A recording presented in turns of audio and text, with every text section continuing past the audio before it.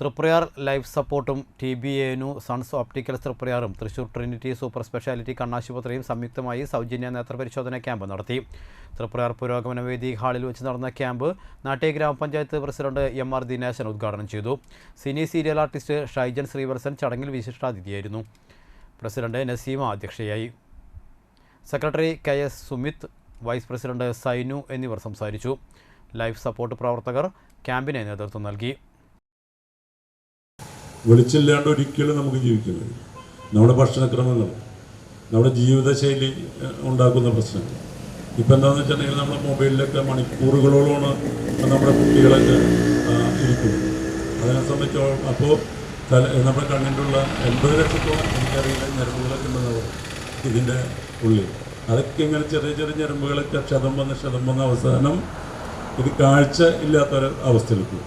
അത് അവസാന സ്റ്റേജിലാണത് ശ്രദ്ധിക്കുക. ഈ മൊബൈലിലെല്ലാവരും വായിക്കും, പക്ഷെ ഒരു പത്രം എടുത്ത് കൊടുത്താലും അത് വായിക്കാൻ കഴിയും, കാണില്ല.